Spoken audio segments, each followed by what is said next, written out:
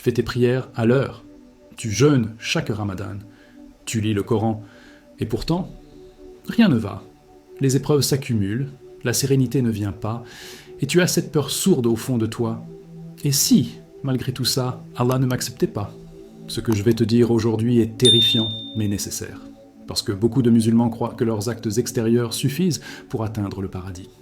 Mais ce qu'ils ignorent, c'est qu'il existe 5 raisons invisibles qui mènent certains d'entre eux vers la punition, même s'ils prient et jeûnent toute leur vie. Ce n'est pas une menace gratuite, c'est un avertissement spirituel, un message codé qu'Allah subhanahu wa ta'ala a laissé dans le Coran et dans les hadiths du prophète Mohammed. Des vérités que les mosquées n'osent pas toujours dire, des réalités que même les cœurs pieux préfèrent ne pas affronter. Et pourtant, c'est maintenant que tu dois les entendre. Car il se peut que ta prière te condamne, que ton jeûne ne soit qu'un poids inutile, que ta foi ne soit qu'une illusion soigneusement entretenue. Ce que tu vas découvrir dans cette vidéo peut te sauver, ou te secouer. Mais dans les 2 cas, tu ne seras plus jamais le même. Alors avant de continuer, fais une pause, regarde en toi. Si tu veux vraiment purifier ta foi et découvrir pourquoi certains musulmans seront punis malgré leurs adorations, reste jusqu'à la fin. Ce que tu vas entendre ne se trouve pas sur TikTok, ni dans les discours faciles. C'est du islamic mysticisme pur, transmis avec vérité. Et si tu crois que ce genre de vérité doit être partagé, abonne-toi maintenant à la chaîne Les Voici de la Lumière, parce que tu ne peux pas te permettre de manquer ce qui arrive. Tu veux être guidé? Alors commence par affronter la vérité. Tu sais, beaucoup pensent que prier 5 fois par jour, jeûner pendant le Ramadan et donner un peu de zakat suffisent à garantir le paradis. Mais ce que très peu comprennent, c'est que ces actes, aussi puissants soient-ils, ne valent rien s'ils ne sont pas accompagnés d'un cœur sincère. Le prophète Mohammed a dit dans un hadith authentique rapporté par Muslim, « En vérité, Allah ne regarde pas vos corps ni vos visages, mais il regarde vos cœurs et vos actes. » Et c'est là que tout commence. Tu peux prier avec la posture parfaite, mais si ton cœur est plein de rancune, d'orgueil ou de jalousie, ces prières deviennent des coquilles vides. Dans le islamic mysticisme, le cœur est vu comme le miroir de la foi réelle. C'est par lui que passent les véritables intentions. Certains jeûnent pour perdre du poids, d'autres prient pour impressionner ou encore donnent l'aumône en espérant des éloges. Et pourtant, ils le font. Extérieurement, tout semble en ordre, mais spirituellement, c'est une coquille creuse, une dissimulation pieuse, comme disent certains érudits soufis. Allah subhanahu wa ta'ala connaît ce qui se cache dans les profondeurs. Tu peux tromper ton entourage, mais jamais lui. Le Coran est clair sur cette hypocrisie subtile. Dans la sourate Al-Ma'oun 107, Allah dit « Malheur donc à ceux qui prient, tout en étant négligents dans leur prière. » Pourquoi ? Parce que leur prière n'est qu'un rituel sans âme. Et c'est exactement pour cela que certains musulmans seront punis malgré l'apparence religieuse. Parce que la vérité spirituelle ne se mesure pas en gestes visibles, mais en intensité intérieure, en présence, en intention pure.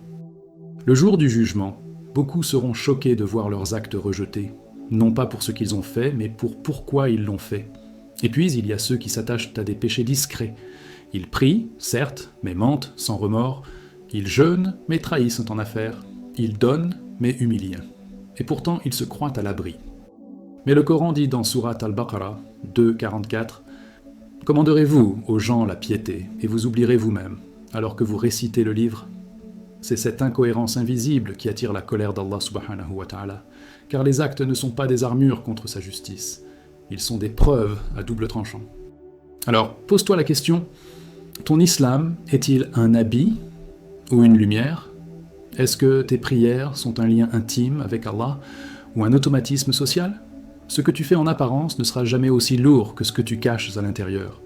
Et c'est précisément cette divergence entre l'extérieur et l'intérieur qui sera examinée avec sévérité le jour où les masques tomberont.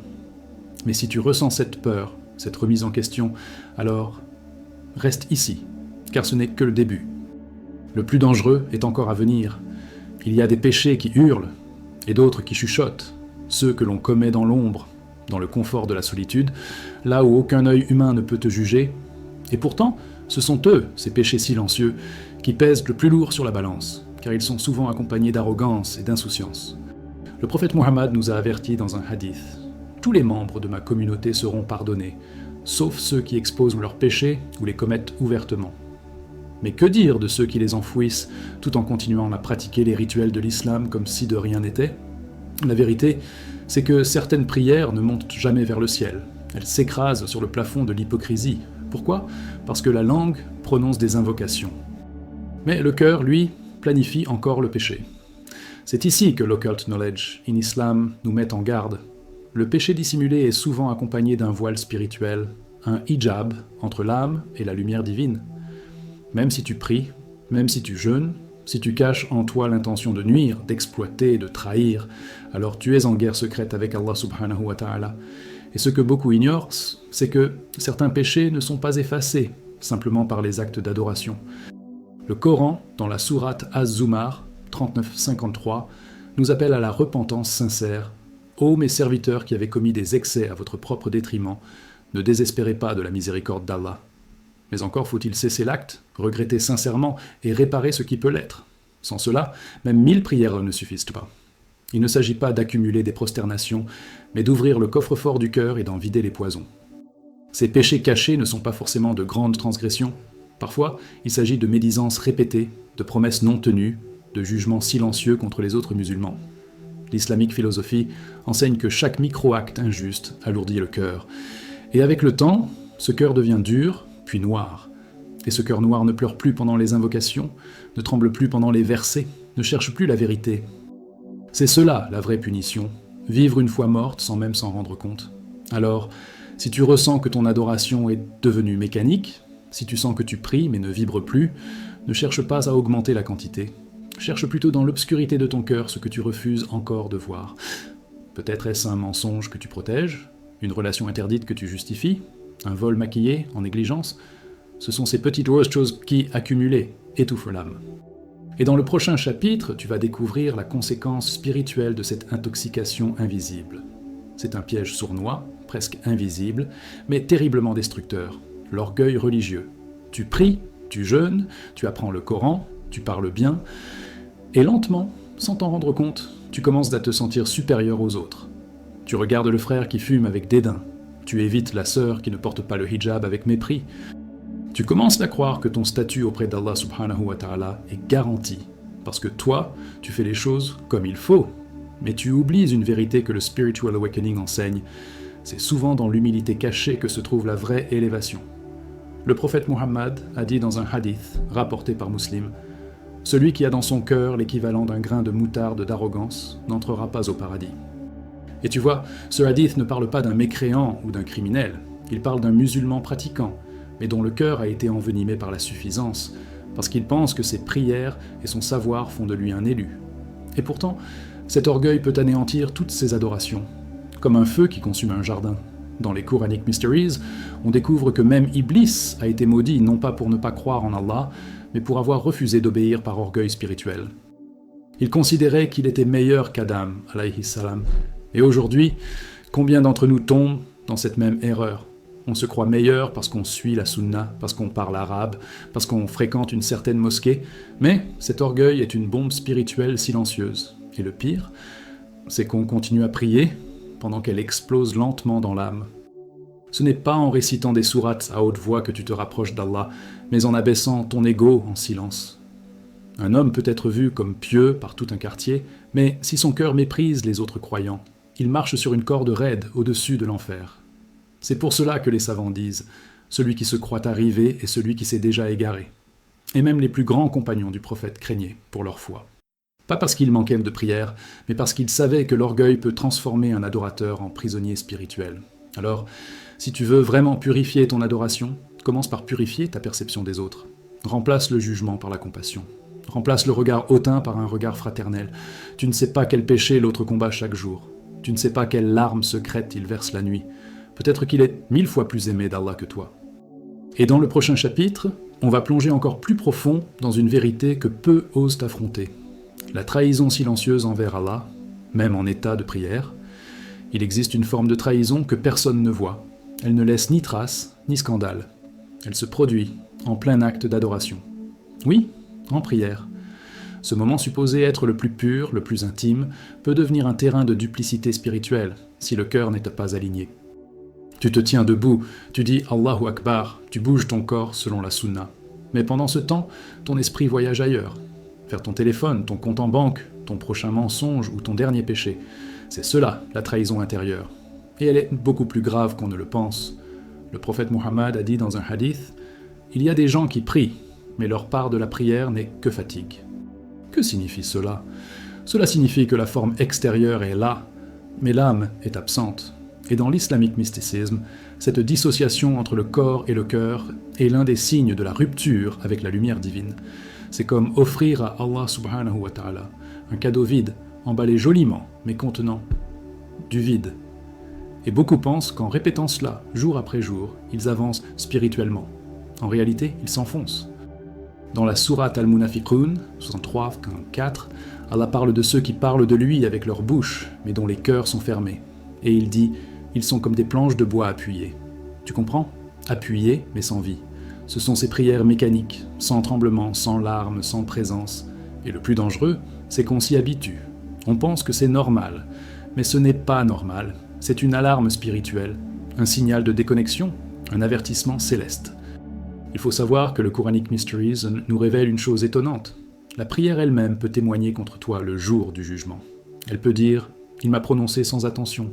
Et toi, tu pensais qu'elle t'innocenterait, mais elle devient une preuve accablante. Voilà pourquoi tant de musulmans seront punis malgré leur régularité. Parce qu'ils ont trahi la prière de l'intérieur en négligeant la présence, la sincérité et la conscience. Mais si tu reconnais cela en toi, si tu ressens que ta prière est vide, ne fuis pas. C'est déjà un début. C'est un appel, un réveil. Allah subhanahu wa ta'ala n'attend pas la perfection, mais la vérité. Il veut un cœur brisé mais honnête, pas une posture parfaite et arrogante. Et dans le prochain chapitre, tu vas voir que parfois, ce ne sont pas les actions qu'il faut corriger, mais les intentions invisibles qui les alimentent. Et là se trouve la clé de la purification. Il existe un secret dans l'islam que beaucoup oublient ou préfèrent ignorer. Allah subhanahu wa ta'ala ne regarde pas tes actes en premier. Il regarde ton intention.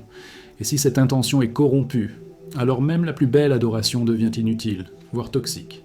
C'est un mystère coranique fondamental. Les actions ne valent que par les intentions.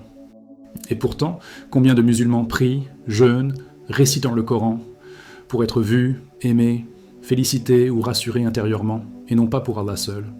C'est cela la source de la chute silencieuse. Tu peux porter la barbe, faire le hajj, enseigner aux autres, mais si tout cela n'est qu'un décor pour masquer un ego qui se nourrit de l'admiration des gens, alors ton islam est une vitrine, pas une réalité. Et ce faux islam est très subtil. Tu continues tes actes, tu publies des photos de tes ablutions, tu parles de Allah à tout le monde, sauf à toi-même. Tu utilises le nom d'Allah, mais pour élever ta propre image. Et dans les hidden truths du comportement spirituel, cette intention détournée est plus grave que le péché, car elle instrumentalise la religion. Le prophète Muhammad a dit qu'au jour du jugement, parmi les premiers à être jetés en enfer, il y aura un savant, un martyr et un homme généreux. Pourquoi ? Parce qu'ils ont fait tout cela pour être vus des gens, et non pour Allah subhanahu wa ta'ala. Voilà la puissance de l'intention. Elle peut transformer un acte d'adoration en un acte d'orgueil. Elle peut rendre le jeûne plus lourd que le péché, si ce jeûne est fait pour impressionner. Elle peut faire de la prière un acte de comédie religieuse. Et la pire conséquence, c'est que cette fausse intention bloque la connexion avec Allah. Tu pries, mais tu ne ressens rien. Tu lis le Coran, mais il ne te parle plus. Tu invoques, mais le ciel reste silencieux. Pourquoi ? Parce que ta langue parle pour Allah, mais ton cœur parle pour toi. Et c'est ce décalage qui fait que ta foi devient mécanique, froide et finalement inutile. C'est comme offrir un cadeau en espérant une faveur en retour. Ce n'est plus un don, c'est une stratégie. Mais ne perds pas espoir. Le fait de réaliser cela est déjà une miséricorde. Allah subhanahu wa ta'ala aime ceux qui se remettent en question, ceux qui nettoient leur intention comme on nettoie le cœur du miroir. Et tu n'as pas besoin de gestes grandioses. Tu as juste besoin d'un instant de sincérité, seul, dans la nuit, où tu dis « Ya Allah, je veux revenir. Je veux que tout soit pour toi. » C'est ce retournement intérieur qui transforme une foi morte en spiritual awakening. Et maintenant, il est temps de conclure. Maintenant que tu sais, que vas-tu faire ? Vas-tu continuer à prier avec le cœur absent ? À réciter sans comprendre ? À jeûner pour cocher une case ? Ou vas-tu enfin regarder ton intention droit dans les yeux et revenir à Allah subhanahu wa ta'ala avec vérité ? Ce que tu viens d'apprendre n'est pas une menace. C'est un miroir. Et parfois, il vaut mieux voir une blessure que de la cacher jusqu'à ce qu'elle te détruise. Alors dis-moi, lequel des 5 pièges t'a le plus parlé aujourd'hui ? Lequel t'a fait trembler ou réfléchir ? Écris-le en commentaire. Pas pour moi, mais pour toi, pour que ce soit le début d'un changement. Et si ce message t'a touché, partage-le avec un frère, une sœur, quelqu'un qui pense que ses prières suffisent. Il est temps de réveiller les cœurs avant qu'il ne soit trop tard. Et surtout, abonne-toi à cette chaîne Les Voix de la Lumière pour recevoir d'autres vérités spirituelles que personne n'ose dire, mais que ton âme attend depuis longtemps. Et maintenant, clique sur la prochaine vidéo qui s'affiche à l'écran. Elle va encore plus loin. Ce que tu y découvriras pourrait bien tout changer.